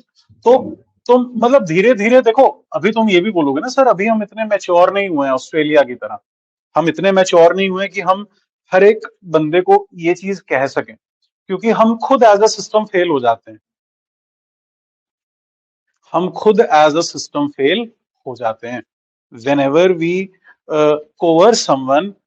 मान लो मैंने डीमोनेटाइजेशन के लिए कोवर्स कर दिया सबको, दैट वाज कोवर्सिव, बट मैं खुद फेल हो गया उसको एनफोर्स करने में। रोज मेरा एक रूल चेंज हो रहा है डीमोनेटाइजेशन में, रोजाना बदलाव आ रहे हैं, तो that is not good. You would have happily accepted demonetization when you would have been digitally ready. यार मुझे तो स्विगी और व्हाट्सएप, मेरा तो जीमेल, जी पे चल रहा है मेरा, तो मुझे कोई टेंशन नहीं है। सरकार को पहले क्या मैंडेटरी करना चाहिए था? कुछ ऐसी एप्लीकेशंस के लिए ऑनलाइन पेमेंट मैंडेटरी करनी चाहिए थी, ताकि तुम लोगों को आदत। अब भी आधार और उसको लिंक करा है ना, तो एक जी पे अकाउंट या एक ऑनलाइन यूपीआई पेमेंट भी मैंडेटरी कर देनी चाहिए थी। और ऑनलाइन ट्रांजैक्शन पर तो कोई रोक नहीं थी डिमोनेटाइजेशन के टाइम। जिनको ऑनलाइन आता था वो खुश थे कि हम तो पेमेंट ही ऑनलाइन करते हैं। यस। और चेक्स देने भी अलाउड थे, चेक ट्रांसफर में, ड्राफ्ट डीडी में कोई भी प्रॉब्लम नहीं थी। The problem was only with the cash. So you should have made that ecosystem. So hence जो ये भी बोल रहे हैं, रमन भी बोल रहे हैं कि a voter should know that his vote will make an impact, और if he votes it will have an impact on the society. तो तब जाकर तुम कोवर्सिव, फिर कोवर्जन करने की जरूरत ही नहीं है, फिर ऑटोमेटिकली जो है वोटिंग क्या हो जाएगी, मतलब परसेंटेजेस बहुत ज्यादा इंक्रीज हो जाएंगी। हालांकि इंडिया में दुनिया के मुकाबले बहुत है जी। नहीं, कुछ बोलो। अच्छा, हालांकि इंडिया में और कंट्रीज के मुकाबले हाई वोटर टर्नआउट रहता है, काफी अच्छा रहता है। Majority of the country votes, 60% voter turnout रहता है। मेजोरिटी नहीं होती है, ये होता है कि एलिजिबल में से कितने परसेंट आए हैं। इट डज नॉट मीन कि 150 करोड़ में से 80 करोड़ वोट कर रहे हैं अगर 60% आ गया। इट मीन्स अगर 50 करोड़ एलिजिबल हैं, 50 करोड़ में से 60% वोट करने घर से बाहर आए हैं। एंड देन देखो, इंडिया एक फ्री सोसाइटी है और इंडिया में कई सारी नेशनैलिटीज हैं। आप ये भी बोलोगे कि कई बार लोग इलेक्शंस को बॉयकॉट करके, मास बॉयकॉट से भी स्टेट को अपनी दुविधा व्यक्त करते हैं। Kashmiris do that because they are not happy with the things. Naxalite areas में people do that. They are not happy, north east में बॉयकॉट होते हैं इलेक्शंस, या किसी एरिया में लगे कि रिगिंग हो रही है, इलेक्टोरल क्राइम्स हो रहे हैं, मनी पावर है, तब पीपल बॉयकॉट द इलेक्शंस। सो इसलिए भी आप लोगों को कोर्जन, अभी आपकी सोसाइटी रेडी नहीं है। ह्यूमन साइकोलॉजी वाला एंगल दे दोगे, रेडीनेस वाला एंगल दे दोगे, और फिर आरुषि वाला पॉइंट तो देना ही देना है कि मेक हिम रियलाइज या make his vote count, make his vote worthy, कि वो खुद वोट करने आए, both procedurally worthy as well as in essence, कि जो इनका बाय हार्ट ही should feel that okay I am missing something if I am not able to vote, and make voting lucrative, कि जो वोट करेगा उसको मान लो ये इतने यूनिट बिजली फ्री दे देंगे हम, या एक टाइम पर उसको इतना कुछ हम दे देंगे, कोई भी कुछ कुछ भी ऐसा सोप दे दो। एक मैंने बिहेवियरल उसमें पढ़ाया था आपको, एथिक्स में, अमेरिका में कोविड के टीके के साथ आपको बियर और फ्राइज मिल रहे थे। अमेरिका में जो कोविड का जो, हाँ, लोग कोविड के टीके को बॉयकॉट कर रहे थे ना अमेरिका में, तो वहां के जो लोकल आईएएस ऑफिसर ने या लोकल जो भी एडमिनिस्ट्रेटर ने क्या किया, बियर और चिप्स उसको फ्री कर दिए, कि जो कोविड का टीका लगवाने आएगा उसको हम बियर और, तो दो दो लगवाए थे शाहिद अली जैसे लोग, मतलब अरे मतलब वो जो जो विश्वास नहीं करते थे तो वो भी लगवाए थे, कहने का मतलब। मैं नहीं कह रहा कि वो बियर पीते हैं, बियर तो उन्होंने मुझे ही दी होगी लाकर, लेकिन हाँ वो दो दो तीन तीन टीके लगवाए थे कि भाई चलो मिल रहा है, फ्राइज मिल रहे हैं हमें, है ना, फ्राइज खाए होंगे शाहिद सर ने। तो बेसिकली या समझ में आ रहा है आप लोगों को, तो ये वाली चीज है। सो ऐसा आप कुछ क्रिएटिविटी आप दिखा सकते हैं, इनोवेटिवनेस दिखा सकते हैं, कि उनको मेडल ऑफ, जैसे कि अभी मेडल ऑफ एप्रिसिएशन भी तो दे रही थी ना सरकार, जो जो लोग क्या कर रहे थे, कोई वेबसाइट पर ऑनलाइन कुछ कर रहे थे लोग और उनका सर्टिफिकेट आ रहा था पार्टिसिपेशन का, क्या था वो, इंडिपेंडेंस प्लेज, फ्लैग, जब आपने झंडा लगाया था और इंडिपेंडेंस प्लेज लिया था, तब आपका नाम फ्रेम करके एक बड़ी सी एक फोटो वाला बंदा साइड पर आ जाता था और आपको सर्टिफिकेट, ऑनलाइन सर्टिफिकेट मिल जाता था। So that is a good thing, ठीक है ना। तो ये वाली चीज, और पासपोर्ट बनवाने पर भी मिनिस्ट्री ने स्टार्ट किया था, जब मैंने रिन्यू कराया था तो दे गेव अ लेदर, उसका लेदर वॉलेट उनका कवर देना स्टार्ट कर दिया था उन्होंने। वो चलो स्टार्ट तो किया, मतलब I think it was a good move, I think it was a wonderful move, कि ठीक है भाई, वरना हमारे पासपोर्ट पता है कैसे जाया करते, जैसे हमारे लाइसेंस नहीं घिसे होते, हमारे पासपोर्ट, हाँ, एयरपोर्ट वाले देखा करते थे कि ये कब गिरेगा, अब ये टेपों से जोड़े होते थे हिंदुस्तानियों के। हमें तो आदत होती है ना, हम तो जेब में सारे कागज इकट्ठे ही रख लेते हैं, और वो गत्थी बनाकर ही हम वहां, तो या, है ना, and all that, yeah, alright, okay, nice initiative they are saying, we will talk to Shahid sir about it. Okay, what is a republic? Head of state होता है, मतलब इनहेरिटेड नहीं होता आपका हेड का थ्रोन, आपकी हेड की गद्दी, मतलब it means that people have vested the power, people vested in power, ठीक है ना, कॉन्स्टिट्यूशन आपको डिक्लेयर करता है। It also means that there is no privilege class, any citizen of India can become the president, and any citizen of India can choose the president without any prejudice. Republicanism क्या है? यही republicanism, republicanism means republic principles की adherence, मतलब basically democracy आ गई। Republicanism means कि आप लोगों का चुना हुआ बंदा ही आपका मुखिया बनेगा, that is called republicanism. And democracy भी क्या है? आपके चोजन रिप्रेजेंटेटिव्स आपको गवर्न करेंगे, सेम। सिविक रिपब्लिकनिज्म, गणतंत्रवाद, मतलब आप लोग एज अ सिविलियन अपनी रिपब्लिकन ड्यूटीज को परफॉर्म कर रहे हो, you are actively participating in the civic affairs of your republic, ये चीज है रिपब्लिकनिज्म, ठीक है ना। आरेंट और एरिस्टोटल का ये कॉन्सेप्ट था, ये दोनों थिंकर्स का कोट करना, अगर कभी इस पर एथिक्स वगैरह में आपको कुछ आता है। जस्टिस क्या है? जस्टिस क्या होता है?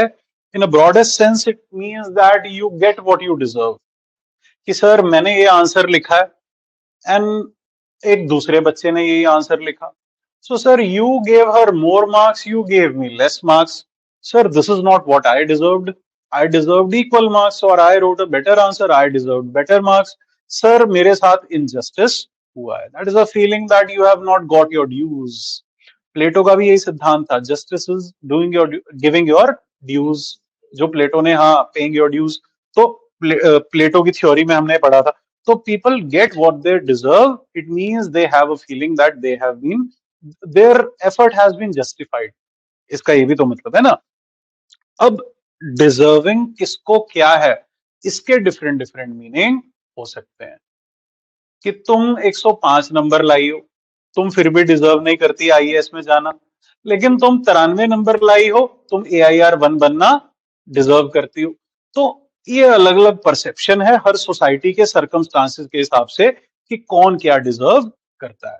लेकिन जो उसका ड्यू है वो मिले, वो जस्टिस है. या it is being treated at par, मतलब जस्टिस के अंदर ही इक्वालिटी, जब एट पार आता है मतलब इक्वल, इक्वालिटी का सेंस भी आ जाता है. ठीक है ना. With a fair treatment, entitlement, respect, dignity और वर्थ, ये जस्टिस का पूरा एसेंस है. ठीक है. सोशल जस्टिस क्या होती है? सोशल जस्टिस मतलब नो सोशल डिस्टिंक्शन और नो सोशल डिस्क्रिमिनेशन. मतलब सोसाइटी में हर कोई एट पार ट्रीट हो या सर्कमस्टांसेस के हिसाब से बराबर ट्रीट हो. पॉलिटिकल जस्टिस क्या होती है? All equally politically empowered, political opportunities, UPSC का पेपर सबको देना अलाउड हो, with officers, rights, participatory and deliberative governance, duties etcetera. ये नहीं है कि एक वर्ग की ज्यादा ड्यूटीज लगा दी, एक की कम लगा दी, तुम जाओ लड़ो जाकर चाइना से, है ना. No, it is not that. ऐसा नहीं होना चाहिए तुम मुसलमान हो, go to China border. No, not like that. Economic justice क्या होती है? पैसे से रिलेटेड इकोनॉमिक इक्वालिटीज की बात करते हैं. Poverty, standard of living, opportunities, livelihoods, concentration of wealth etcetera, है ना. इनफैक्ट जॉब अपॉर्चुनिटीज भी आ गई इसमें, है ना. गवर्नमेंट जॉब्स भी इसी में आ सकते हैं. वो पॉलिटिकल में भी आ सकते हैं, इकोनॉमिक में भी आ सकते हैं गवर्नमेंट जॉब्स, है ना. हर हर उसमें, जैसे मायावती हमेशा क्या बोल सकती है कि दलित की लड़की को कभी इंडिया पीएम नहीं बनाएगा. मतलब she wants that India should vote her in Lok Sabha and she becomes the PM. She wants that. Even I am the prince of England. जिस तरह मायावती सोचती है she should be voted, even I think that I deserve to be the prince of the Dutch. तो और मुझे भी duchess मिले वहां कोई केट की तरह, तो मैं भी यही चाहूंगा, है ना. हर कोई ऐसा चाहता है. एंशियंट ट्रेडिशन में जस्टिस का कॉन्सेप्ट हमें सोक्रेट्स ने दिया, प्लेटो, एरिस्टोटल ने दिया. इनका justice was obviously just society, knowledge is virtue, इन सब सिद्धांतों पर बना हुआ था. Aristotelian virtue of justice, Aristotelian virtue क्या था जस्टिस का? यस.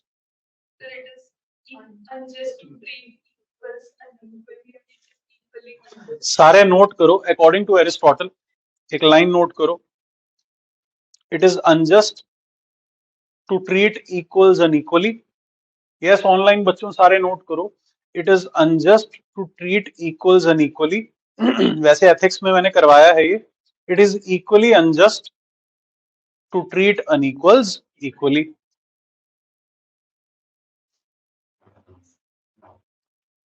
तो देखो, प्लेटो का नोशन ऑफ जस्टिस और सोक्रेट्स का नोशन ऑफ जस्टिस एक ही थे. दोनों आइडिया को या गुडनेस को या अच्छी जिंदगी को या तुम्हारे अच्छे कर्मों को वो जस्टिस माना करते थे. Knowledge is virtue and good knowledge about good life. That it is important to be a good craftsman, but it is more important to be a good human being. मैं एक अच्छा कारीगर हूं, एक अच्छा कुम्हार हूं, एक अच्छा नाई हूं, एक अच्छा वकील हूं, एक अच्छा टीचर डॉक्टर हूं, ये तो जरूरी है. लेकिन मैं एक अच्छा इंसान हूं, ये उससे ज्यादा जरूरी है. अगर हमारे समाज का हर इंसान ये चीज को सोच लेता है, समझ लेता है, तो हमारा समाज अच्छा समाज बन जाता है.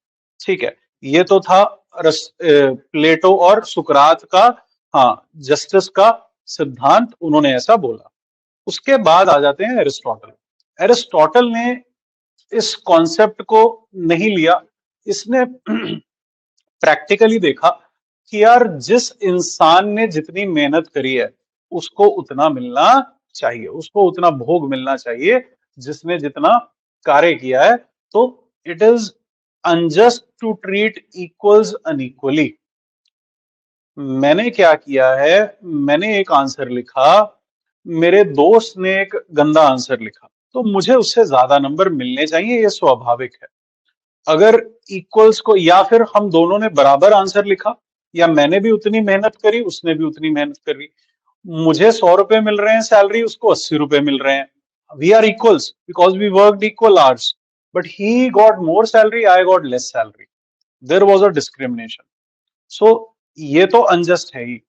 लेकिन कोई बंदा कम मेहनत कर रहा है, कोई बंदा ज्यादा मेहनत कर रहा है, उनको अगर मैं कन्वर्सली बराबर ट्रीट कर दूं, तो भी क्या है, वो इनजस्टिस है। हमारे यहाँ मान लीजिए, उदाहरण तौर पर रिजर्वेशन को ये कर लें, है ना, अगर रिजर्वेशन को लें, आरक्षण को लें, आरक्षण नीति को, तो एरिस्टोटल के हिसाब से आरक्षण नीति जो है वो खराब है, वो गलत है। क्यों? इसमें एक तो इक्वल्स को तुम इक्वली ट्रीट तो कर देते हो, जिनके कट ऑफ से ऊपर नंबर आए, मान लो जिनके 107 नंबर आए, उनको तुमने प्रीलिम क्लियर करवा दिया। लेकिन अब क्या हो रहा है, जिनके 102 आए, और जिनके 102 आए और जिनके 93 आए, लेकिन आपने उनको किसी स्पेशल ट्रीटमेंट से नवाजा है, तो 90 वाले को आप क्लियर करा देते हो और 102 वाले को आप क्लियर नहीं कराते। मतलब अपने वर्ग में जनरल कैटेगरी में अगर 105 कट ऑफ है, तो 107 वाला विल क्लियर, 102 वाला विल नॉट क्लियर।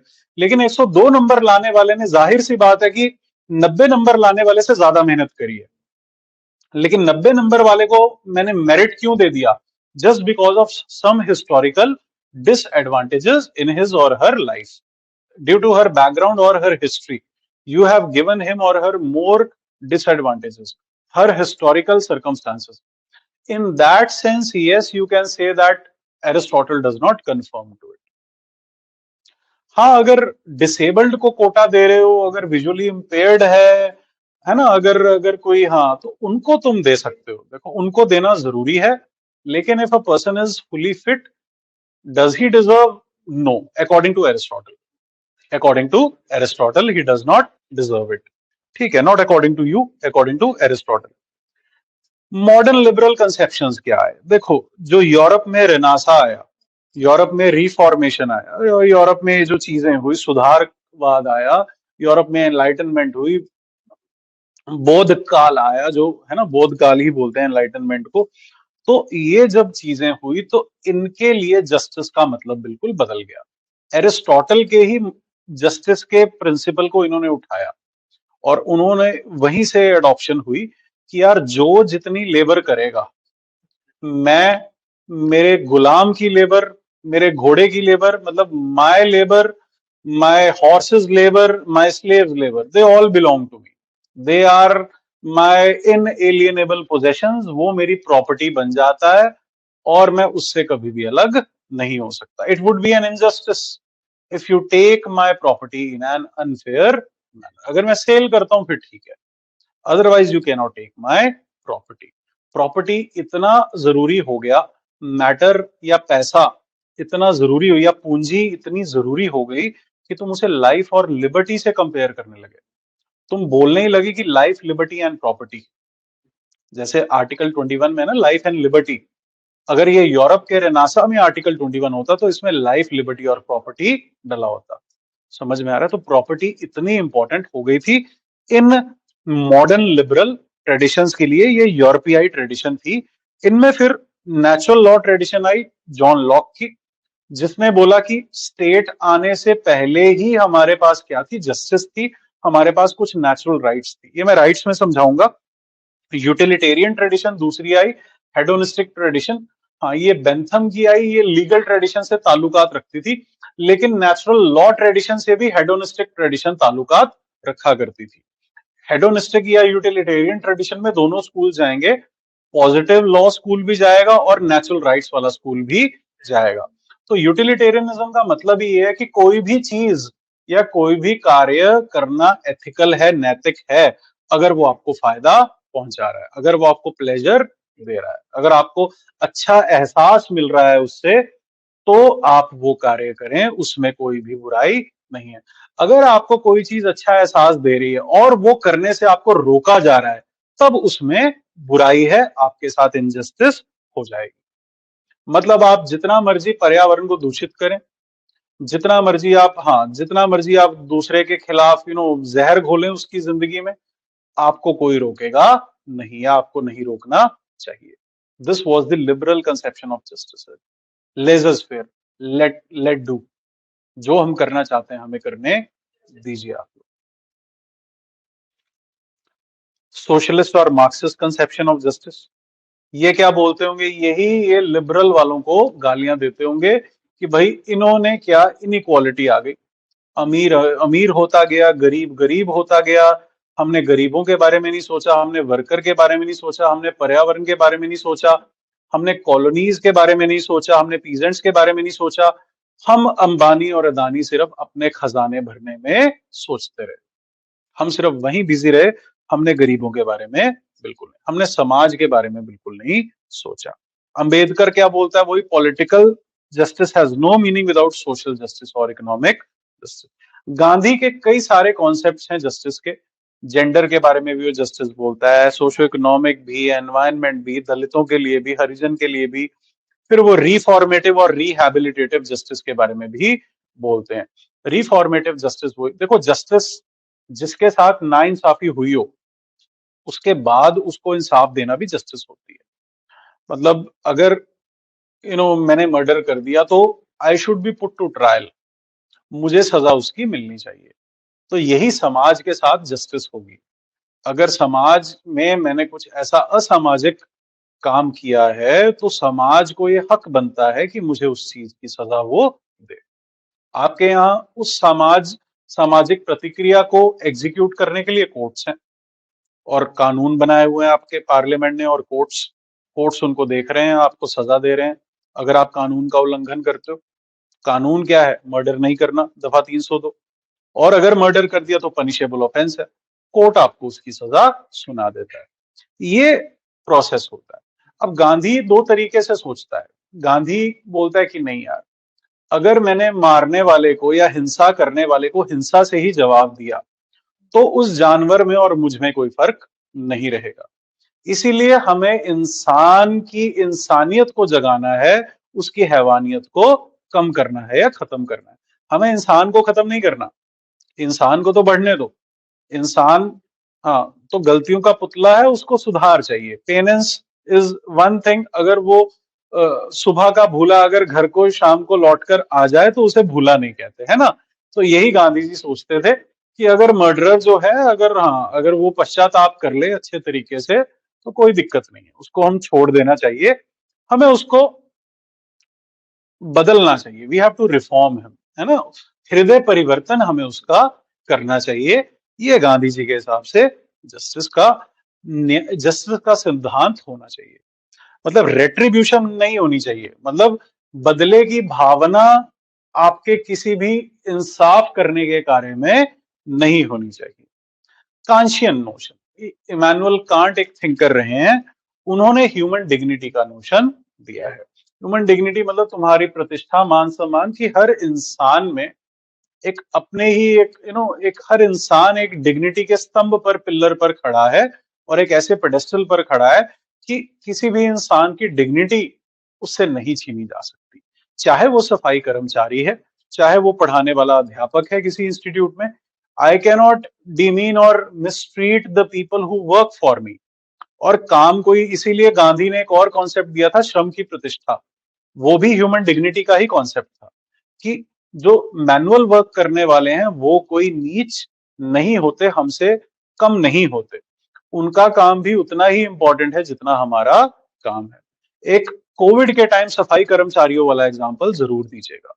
उन्होंने आप लोगों के टिश्यू पेपर, आपके सैनिटरी नैपकिन, आपके सुइयां, आपके मेडिकल वेस्ट, आपके हर कचरे को उन्होंने साफ किया है, ऐसे टाइम पर जब लोगों का सांस लेना ही दूसरे के लिए जानलेवा हो जाता था, कोविड के टाइम पर।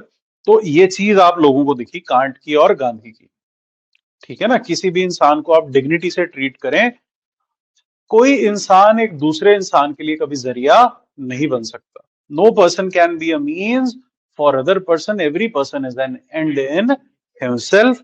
John Rawls. Justice is the first virtue of a social institution, just as truth is a virtue of any system of thought. अगर आपने कोई बात सोची और वो बात झूठ है, तो आपकी सोच का कोई फायदा नहीं है। आपकी सोच बहुत घटिया हो जाती है।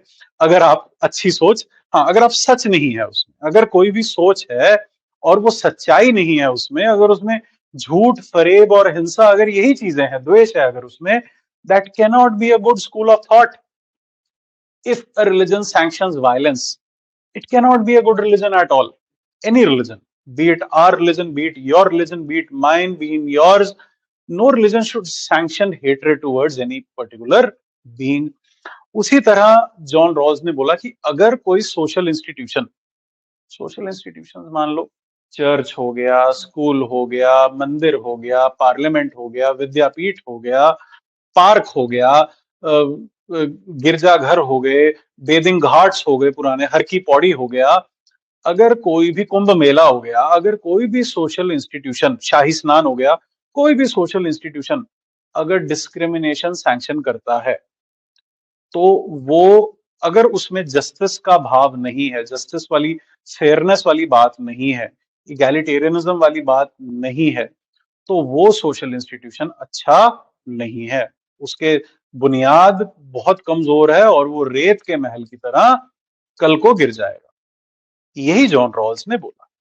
Just as any system of thought should have truth as its first virtue, just as any system of thought, अर्ज किया है, just as any system of thought should have truth as its first virtue, उसी तरह से any social institution must have justice as its first virtue.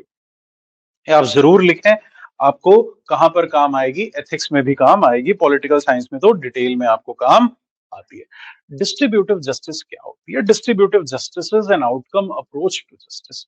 वैसे in essence it is the distribution of the opportunities equally amongst all the stakeholders, और authoritative allocation of values भी आपको systems approach में पढ़ाया जाएगा। याद है वरुण, डेविड ईस्टन का अथॉरिटेटिव एलोकेशन ऑफ वैल्यूज? तो डिस्ट्रीब्यूटिव जस्टिस का मतलब भी यही है कि आप जो सोशल गुड्स हैं उनको जस्टली जो है आप डिस्ट्रीब्यूट करें सोसाइटी में। सोशल गुड्स क्या होते हैं? यही पार्क, एजुकेशन, हेल्थ, भगवान, वेल्थ, एवरीथिंग जो सोसाइटी हमें देती है, इवन अच्छा हवा, अच्छा पानी, yes, this is also social good. इनको मैं फेयरली, हाँ, socially just allocation of resources अगर मैं सोसाइटी में दे दूं, it include social opportunities, jobs, UPSC, है ना, ये सब, और पॉलिटिक्स। इवन अ नॉर्मल इंसान should be capable of fighting an election to MLA. Problem क्या है कि सिर्फ पैसा बहुत लगता है इलेक्शन लड़ने में, आम आदमी सोच भी नहीं सकता। अगर अगर if I want to fight on, if I want to join the Aam Aadmi as of now, I would love to, but I would need money for that, and I don't want to spend money and become a politician, because if I spend money and become a politician, I would want to extract it by cutting your neck. तुम्हारे गर्दन में syringe डालकर खून निचोड़कर मैं उसको extract करना चाहूंगा उस पैसे को, इसीलिए मैं नहीं बनना चाहता। तो ये वाली चीज है। Distributive justice perceived fairness of how rewards and cost are shared between group members. हाँ, मैंने एग्जांपल बड़ा अच्छा दिया यहाँ पर, आपने मन से, for example the tribals of Andaman and Nicobar island are very less likely to clear a UPSC exam, so this is not distributive justice fair. हाँ, ये fair distribution of UPSC jobs नहीं है या कॉम्पिटिटिव जॉब्स नहीं है, ठीक है। और डिस्ट्रीब्यूटिव नॉर्म्स, ये फोर्स इतने, ये आपको पढ़ने की जरूरत नहीं है, इनकी थ्योरी थी, मैंने वैसे ही डाल दिया। तो equality, equity, power, need, responsibility हमें नहीं पढ़ना है ये, ठीक है। रेट्रीब्यूटिव जस्टिस, बदले की, कि पनिशमेंट अगर मैं किसी को दूंगा तो वो एक डेटरेंस इफेक्ट क्रिएट करेगा और बाकी लोग वो हेनस क्राइम को कमिट नहीं करेंगे। Restorative justice, it is an approach to justice in in one seeks to kill the evil rather than the evil doer, ये पहले ही मैं आपको बता चुका। Air India versus union labour union का आप केस पढ़ लीजिएगा, कोट करिएगा कि aim of social justice in India was to attain a substantial degree of social, economic and political equality in your country, ठीक है ना, which was the legitimate expectation and a constitutional goal. Social justice आपने इसीलिए adopt करी ताकि आप हर तरह की समानता अपने देश में ले आए, सोशल, इकोनॉमिक और पॉलिटिकल, ठीक है। It was held that social justice was a dynamic device, एक बहुत अच्छा ये टूल है किस चीज के लिए, to mitigate the sufferings, mitigate मतलब कम करना, to sufferings of the poor, weaks and Dalits and tribals and deprived sections of the society, and to elevate them to a level of equality and have a life of dignity as at par with the other people of India। कि भैया इसीलिए हमने social justice के goals हमने devise किए थे अपनी scheme. Social justice के गोल्स क्या है, सब कुछ, supreme court judgement in the aid of poor is a social justice. कोई सरकार की एक्ट, वही जो 6-7 चीजें बताई थी, सरकार की कोई स्कीम, सरकार की कोई एक्ट, सरकार के कोई, है ना, कोई लॉ बनाया है सरकार ने, कोई रूल बनाया है, कोई सुप्रीम कोर्ट जजमेंट, कोई नई बॉडी बना दी अगर दलितों के लिए, कुछ भी, national commission on women, everything is a tool for social justice.